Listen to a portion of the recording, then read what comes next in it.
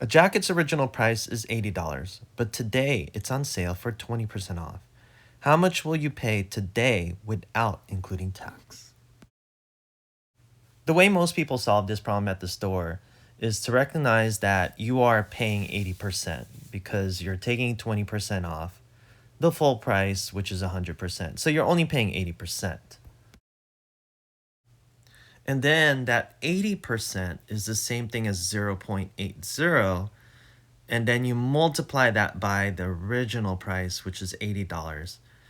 And then that's how you know that you're paying $64. So that's the easiest way to do it if you were using a calculator and you're actually at the store. The other way to solve this problem is to make a table. Now, the first thing you do have to think about is, are you going to put the word pay, or are you going to use the word off? Both ways are actually correct. So if you think of using the word pay, the first thing you would write is, hey, if I pay 100% the full price, I'm paying the full price of $80. Then I can divide the left and right by 5 to get $16 with 20%, and then I can multiply the left side and the right side by 4, and that's how I can know that, hey, I'll pay $64 if I only have to pay 80%, and $64 is my answer there.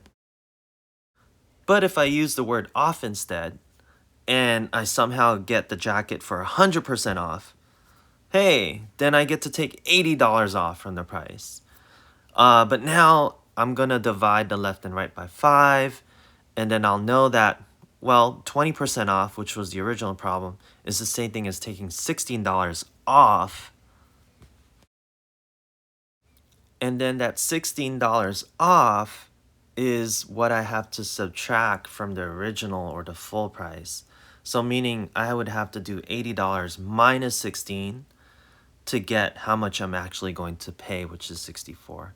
So the reason why we have to subtract the 16 is because that's what we have to take off from the original price. All right, I hope this video was helpful. This is showing like 3 ways to actually do the problem. One of them, which is a more shortcut way, which we normally do at a store or when we're shopping. But the other way, which is tables, is a deeper way of showing how we can understand percents along with prices, okay? It's always good to have more than one way to solve math problems. All right, take care, bye.